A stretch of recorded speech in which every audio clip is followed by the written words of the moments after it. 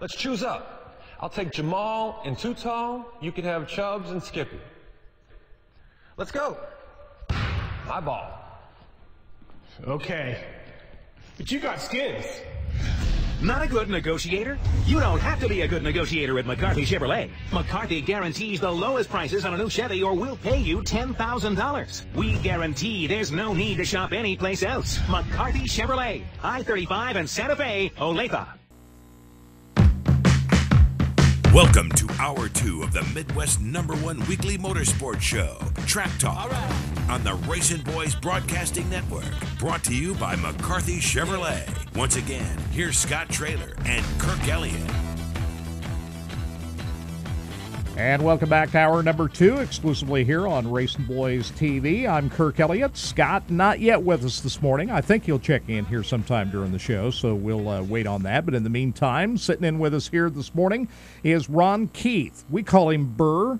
Yep. And those of you that have watched shows here on RacinBoys, remember the old days. You hosted several shows, as I recall. Yes, we did. You were here a lot. I was here. We did Race Day by Dodge, with Scott and you and me and Rick on TV there on Metro, I think, then. And we were back then. Then we got into the road course deal, and we got into shifting gears right here in your studio. And shifting gears with Jim Wheeler. And it was all fun, a lot of fun. Yeah.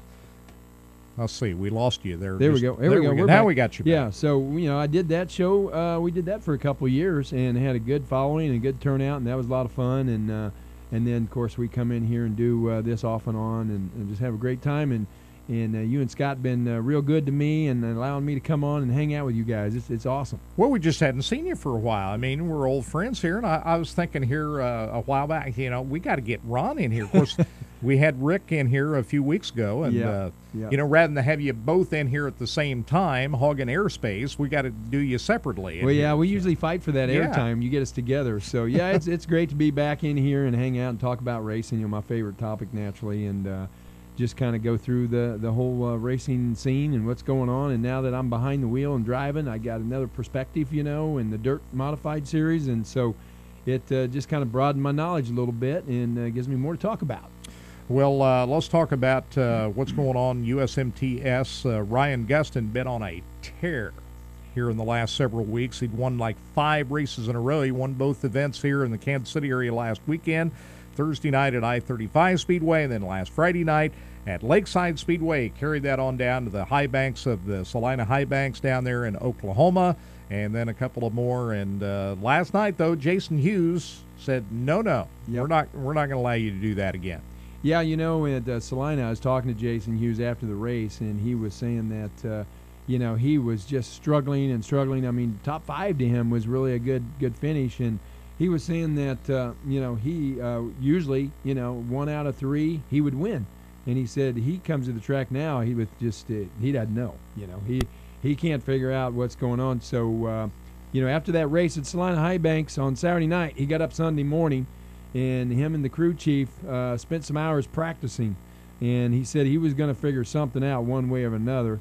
And so it sounds like he did figure it out because he took victory for the first time up there. So, that practicing paid off at High Banks. So he put something together, and it was one heck of a race. I guess they were side by side, which, Kirk, these USMTS racing, if you'll look at the finishes, even at Lakeside, I mean, what a race. I mean, 4 wide, 3 wide, a lot of these races come down to the last lap. And even Ryan Gustin, even though he dominated and won 5 in a row, a lot of those leads didn't come till the last 5 laps. And so, he's been starting in the back of the pack in the 8th position, 9th, 7th. So and 13th. Yes, and 13th. And just recently, the last 2, he started on the pole, front row. But that's not been the case on the ones he's won. So the USMTS racing, in my opinion, I mean, I know we've got late models up there and some good late models, but I just don't see how you beat USMTS racing when it comes to, anybody can win. There's 15 cars in that race that can win just about all the time. We were up in a driver's meeting. Rick and I we were in a driver's meeting up north there racing, and we had a raise of hands of how many, because Rick and I put up the extra money for any local guy, that the highest finishing local guy that's never won a USMTS race got $500. And so we were standing in a driver's meeting, and in that driver's meeting there was only 4 of us that hadn't won a USMTS race, and there was like 27 drivers. Yeah. So that's how competitive it is. I mean, everybody we race with, that I've been racing with on that USMTS schedule, and Rick too, has basically won a race at some point in their career. So they are professionals at it. They're really good at it. They're fun to race with. They're good, clean racers. They're hard racers, and they take it very seriously. How big would that be? You pull something like that off? Well, we talk about it. It's fun to dream. And as a driver, you get in there thinking you're going to win, or else you probably wouldn't get behind the wheel. But that'd be unreal. I just don't even know if that's doable. Well, certainly the fans are getting treated to a lot of excellent racing with the USMTS up there, and of course the Lucas Oil Late Model Dirt Series. This is a big late model event that's going on up at I-80 this weekend. It's the 2nd annual Silver Dollar Nationals, and last night they had qualifying in the late model division, and Brian Burkhofer and 16-year-old Tyler Reddick will be on the front row of tonight's feature event. That's a very fast racetrack at I-80 Speedway, so they're going to get around there in a hurry. And Steve Francis and Billy Moyer will line up on row number 2 of tonight's main event. And it'll be Don O'Neill, who won this race last year, and Terry Phillips on row 3, Scott Bloomquist and Chris Simpson on the 4th row. It'll be John Blankenship and Eric Wells on row 5, Chad Simpson and Chris Speaker, Tim Eisenberg and Jimmy Mars, Bill Layton, Jimmy Owens, well back in the lineup, and Kyle Burke and John Anderson. If you look at some of the local guys at I-80 Speedway, Chris Speaker stands out. He's a guy that cut his teeth at my old stomping grounds, the Adams County Speedway in Corning, Iowa. He'd been running well. He ran well in the MLRA show up there a couple of weeks ago. And here he is starting on the outside of the 6th row of tonight's main event. So he made it in, and he's starting ahead of Jimmy Owens, who really does pretty well on these high bank racetracks, like Eldora Speedway, for instance, where Jimmy Owens won the World 100 last year. But Jimmy, not as good a qualifying run. But 2 other drivers that are of note from the local scene, Kyle Burke, who's right there from Nebraska, and John Anderson, local guy who won at US 36 Raceway in the MLRA race on Wednesday night. So those guys are in the show. So pretty interesting lineup tonight. You got the big heavy hitters up front. Tyler Reddick is the guy that really stands out. I mean, we're talking about a kid that's just 16 years old. He can drive a race car. Yeah, he sure can, And another thing that's something to note, that Jimmy Owens, drove Mark Dotson's car, modified, A-Mod, up at I-35 and took victory. So, and you talked to him, and he said it'd been about 10 years since he's been behind the wheel of an A-Mod, and to get right out of that and then take victory. And the competition there was good, too. It wasn't just, no one showed up. So he drove a heck of a race there in the modified as well. So, he definitely got some serious talent. Last week at the Diamond Nationals in Wheatland, there was some great racing going on down there.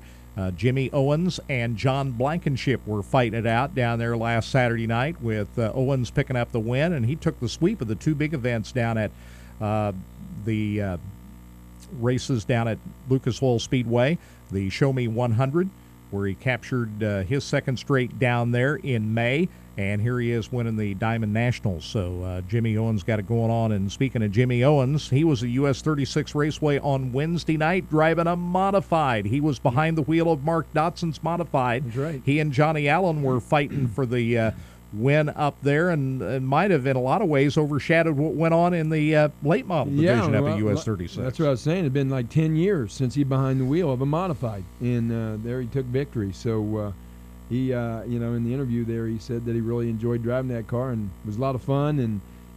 But whenever he gets behind the wheel of something, he wants to win. And so, and Dotson's car is very fast, so he got in a good car. All right, 913, actually, we're at RacinBoys World Headquarters, 816-833-8553. You see the numbers there. Join us online. We're going to try to hook up with Lloyd Collins, who is up at I-80 Speedway, and try to get an update of what's going on up there. But also some big sprint car action going on here. We're getting into the time of the year where sprint cars are taking center stage. The Kings Royal was held last weekend. Sammy Swindell winning at Eldora Speedway. The month of money is coming up, and they had the Don Martin Memorial Silver Cup at Lernerville Speedway in Sarber, Pennsylvania on Tuesday night. That's another big event. $25,000 going to Craig Delansky, who won the overall cup. There were two feature events. Tony Stewart won one of them, and Craig Delansky won the other. But the best average of the two finishes gets you the Silver Cup, and Craig Delansky picks up that win. Of course, we're headed to Knoxville coming up here in the next few weeks. The ASCS 360 Nationals going on here in a couple of weekends, and it's about 3 weeks before the Knoxville Nationals, the big show, comes around. And one of the drivers that has really had a chance to win this thing over the last couple of years is Shane Stewart. Now, Shane Stewart had run the Lucas Oil ASCS Sprint Car Dirt Series and won a couple of championships here in the last few years, but has not been running the full circuit this season because of lack of funding with he and his car owner Paul Silva. But here they have acquired the necessary funding to really run well at Knoxville again, and it's courtesy of Jeff Gordon, who is using one of his foundations, the Kick It Foundation for Children's Charities, will be funding Shane Stewart for the upcoming Knoxville Nationals. And on Wednesday or Thursday night up at Sunset Speedway in Banks, Oregon, Scott Traylor had a visit with Shane Stewart, talks about the Jeff Gordon funding and what he's been doing off the Lucas Oil ASCS Tour this year. We're down here in the pits at Banks visiting with an old friend of the RacinBoys, guy we haven't seen out here on the National Tour all year, last year's champion, Shane Stewart. Shane, first of all, how you doing, bud? I'm doing good. No complaints. We're not burning up out here like the rest of the world is, so that's a good thing. And first time I've been here, just went and looked at the racetrack, and it looks like it's going to be a little racy place. It's not very big, but looking forward to getting back in the Finley Farm 77. We've had a good couple runs since I've been in it this week, and hopefully we can keep that going. Talk about this week, a couple wins. Got to be happy with that. Finley car's running well. A win's a win. Anytime you get a win in a sprint car these days, you got to be happy with it, no matter what. No matter where you're racing, what group you're racing with, they're all hard. So, yeah, really happy. You know, I've driven for them once before at Chico, and of course they're one of Paul's sponsors, and I've known them for a long time. Great group of guys, and we've not only have we raced good, we've had a good time, which helps, and it's been fun racing with them. How's it been for you to jumping in all these cars, man, all over the country? I mean, you're a hired gun right now. How difficult is that to go from different crews to different cars and be consistent at the same time? It stinks, honestly. You know, and it's not ideal. It's not an ideal situation that I want to be in, but you know, on the flip side of it, I'm grateful to have the opportunities that people still call me and say, hey, if you're available on this date, would you mind coming to race for me? That makes me feel good. That makes me feel like I'm still doing my job and I can do it well. But the other side of the fence is, you know, where I've been jumping in cars at and racing with, the guys do it full time. They're with their same crew, their same car, day in and day out. That's where it gets hard. But I feel like I've made the best of the situation. You know, Pennsylvania Speed Week was a struggle for us. I got mine down here. Motor programs are top notch, and you know it shows when the World of Outlaws go out there. They're one of the guys to beat. You know, and Ohio Speed Week, I raced for a guy named Rich Farmer. We had a great week there.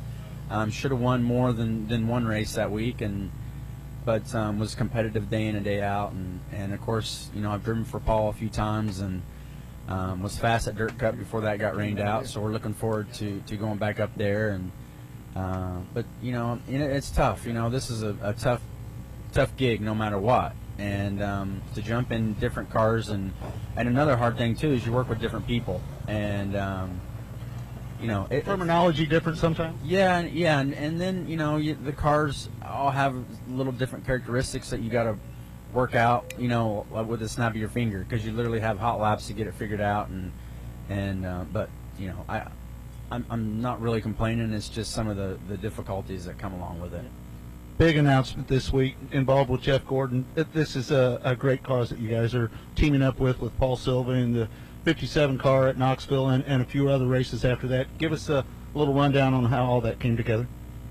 Well, it kind of stimulated through Paul's girlfriend Lori. Her parents are really good friends with the Bigfords, and we've been trying to work on John over the last couple of years to try to get him involved with Paul, and they're doing some stuff with Jeff Gordon at the Hall of Fame during the Nationals, and this deal just kind of worked in our favor and hopefully their favor too. But it's a Kick It for Cancer. It's a foundation, one of Jeff Gordon's foundations that he's involved with, and it's a great organization. You know, we're going to try to help some of these kids fight cancer, and hopefully we can raise some good money during the week in Knoxville for the kids. And on top of that, we're going to have Jeff Gordon on the side of the 57, his name, and which is huge in the racing world, and we're excited about it.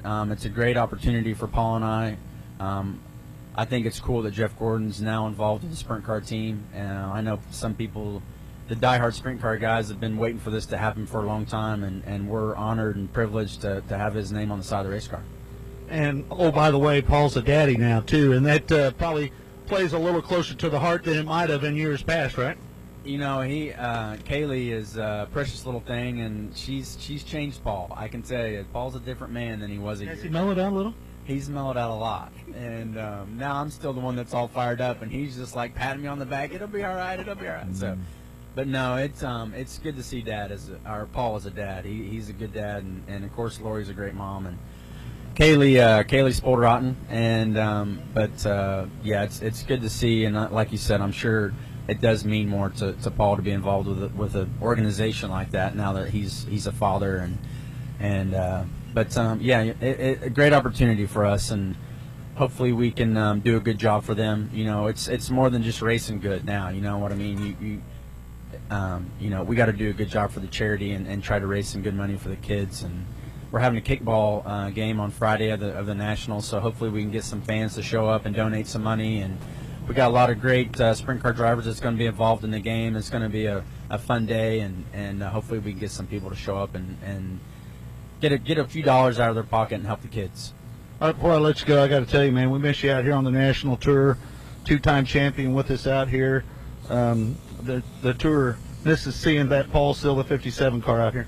You know, and we miss being out here. You know, I hate that I'm not racing with Paul full time, and hopefully one of these days we can get back to where we are racing full time again. And you know, it's just hard. You know, it's just the way of the world right now, and we're still working hard to try to find money for the 57, and hopefully one of these days we can team back up and race full time together. But you know, I miss all my friends out here, and I've been trying to keep track of everything with you guys and Facebook and hose heads and whatnot. But it's definitely good to be back out here for sure. All right. Lakeside Speedway saw Gary Donaldson get back into the winner's circle last night, his 6th win of the year, but it had been a while since he'd won his 5th feature victory, but he's joining us right now. Gary Donaldson, certainly after everything that's gone on, and we'll touch on that here in just a little bit, everything that's gone on here in the past few weeks, that was pretty emotional victory for you last night. Congratulations. Yeah, thank you, guys. Thanks for having me on the show. Good morning to everybody. Yeah, it was pretty cool, man. I'm on the front porch having a glass of iced tea and trying to reminisce it a little bit. It was definitely cool. My sister's birthday and all. I was getting a little emotional in the car. I had tears in my eyes, but it took a little bit to get to number 6 there. But all in all, we're pumped about it. Now, this has been a very competitive class here in 2012 out at Lakeside Speedway. You've had yourself, you had Kelby Ostrander win some races. Darren Kling's been up there. I mean, you guys have been battling out, but there was one night here a few weeks back where there was all kinds of stuff going on that was on TV for everybody to see as well. But kind of take us through what happened that particular night where Ben Kyle was able to emerge the victory, and you guys, 3 guys running at the top of the championship hunt there, all found yourself out of the race. Yeah, don't forget about Ben Kyle. He's won a couple here in the last 3 weeks. He's Sure. Starting to hit his stride. Yeah, just that night. I mean, I still got people wanting to talk about it. I'm just trying to get it as far behind me as possible. Kelby, he's a good driver. And he seems to be a pretty good guy. And I'm sorry it happened the way it did. I'm trying to stay away from the controversy and the comments on it. Sometimes, you get out there on the racetrack and you just think you you get driven a little bit wrong, and you know, we're drivers with testosterone, and you know, and sometimes you can get a little aggressive, and I try not to race people that way, but you know, I try to treat others the way I'm treated as well. And you know, I just got in the corner a little bit hot there. It was just basically going to be a move where I was going to try to body check him up, you know, move him up a lane and win the race, you know, just like he'd done to me a lap prior. So, you know, I'm not going to get on the air and trash talk anybody. I mean, he knows what the deal is, and you know, I never meant for us to be up in a fiery crash like that. You know, I just, you know, we're going to make an aggressive move him up a lane just like he done to me, and win the race. So what did it do to your race car? You had it took a little bit to come back from that, did it not? Yeah, it did. It like I said, you know, we're probably close to $2,800, $3,000 up till Thursday night on just everything in a nutshell. You know, wheels, tires, shocks, and you know, it bent the rear end. I had to take it down the lane machine, get it straightened out. We had the car up at shocker chassis. It didn't really bend the chassis at all. It was just Nerf bars, a couple of bars, one by the fuel cell, decking, braces, stuff like that. I think there's like 18 Heims joints on the rear of this car, and I think all 18 of them were bent. So just stuff like that, man. And then once we slapped it back together, and then we had to sit out a week for suspension. So I didn't want to sit home a week. I had a point to prove that we could have made it back, and we went up to I-35 and got the hard charger award and finished second. So you were able to stay in the race car that particular weekend. So, I mean, how difficult was that not being able to race? There was thought maybe you'd have to sit out 2 weeks. Yeah, you know, and, you know, it is. I didn't like having to sit out. I mean, but I understand sometimes people got to go through due process. And if they had to use me for an example in that situation, I'm okay with it. But I wasn't happy about having to sit out because obviously that killed us in the points. And, you know, it ain't over to the fat lady sings, but, you know, we're still going to try. The car, we slapped it back together real quick. There were some things that were still off when I put it together so quick. And I think this week I found a lot of things on the back, and I had string lines hanging off this thing. And, you know, like I said, we got it back within 1 pound of where it was at back at the end of May. And I was really tickled to see that because that told me my car was fine. And, you know, it drove really good last night. I was very happy with our effort. You know, running side by side there for a while with Dave Holcomb, and I'd seen him get in there on the inside a little bit, and I'd kind of squeeze into the gas a little harder, and, you know, it was exciting. Not sure what happened to him. He kind of faded back there towards the end. Yeah, kind of hard. We don't have rearview mirrors, but, you know, I did see him sticking his nose in there, and there was a few times I kind of messed up a little bit, you know, got a little loose, you know, didn't pick the throttle back up when I, you know, as quick as I needed to, but it was slicking off up there towards the top, you know, when you were going in on the high side. You just had to be kind of careful, and let the car drift up, get a little bit of that cushion, and then ease back into the throttle, you know, and then there was times coming off the exit that, you know, you couldn't just stand on it. You had to, you know, ease into the throttle, and then once you got on the straightaway, you could, you know, put the pedal down a little bit. Well, this whole deal kind of puts you back in the points just a little bit. I believe you were fourth heading into last night there. Can you still win this points championship? Hey, man, anything's possible. You know, I'm definitely not going to give up.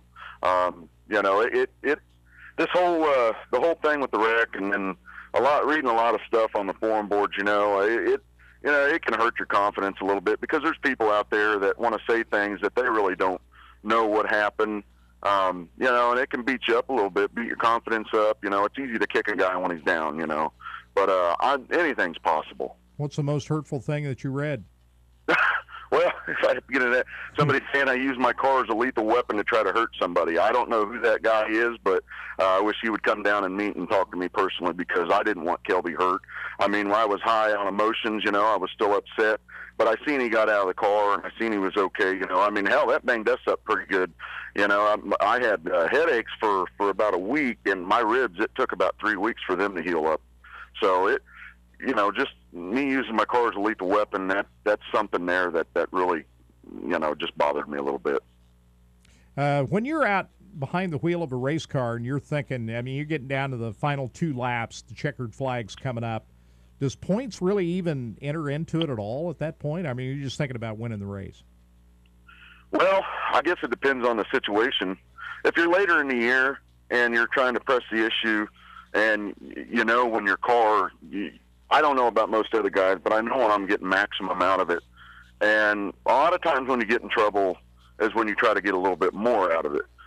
Sometimes you're able to do that, but if you try to push the issue a little bit too much with your car, sometimes it ends up hurting you. But now when you're coming down the last couple laps and you're up there, 1, 2, first, second place, my thought's just, come on, let's get to the white. Let me be the first one to get to the white, and hurry up, come on, checkered.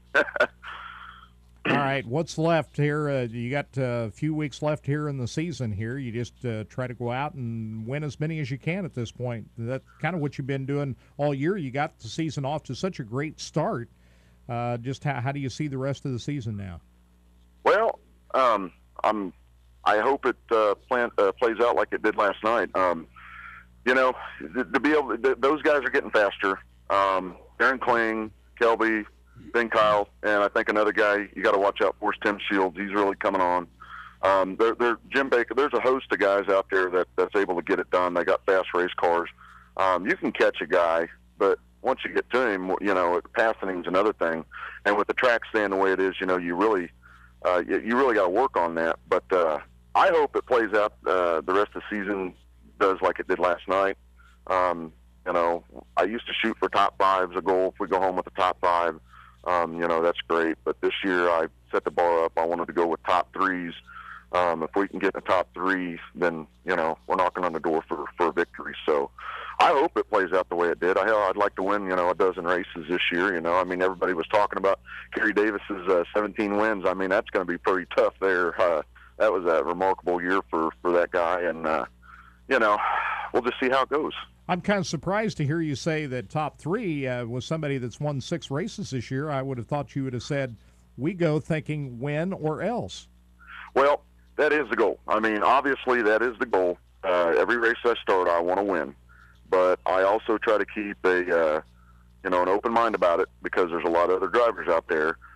Say if we're off a night, if I can take a top 3 home, if that's all my car will give me, that's what I'll get. But we are out there to win. I'm like a shark. I smell the blood, and that's what I'm after the trophy, after the points, after the money. We really needed that $400 that I won last night to carry this program into next week. So, but most racers set goals. They want to run in the top 10. You got to get to you got to set goals, and you got to meet those goals before you to exceed them. So that's where we're at with our program. Congratulations on the win last night. We appreciate you checking in this morning. Hey, thank you guys at RacinBoys very much, and we'll look forward to seeing some more of your stuff on the air, and I really do appreciate your guys' interview and everything you do for the local racer. Thank you. Hey, you're welcome. Thank you, Gary. There he is. Have a good Gary Donaldson, who is the 6-time winner in the Grand National Division at Lakeside Speedway. Yeah, that's him.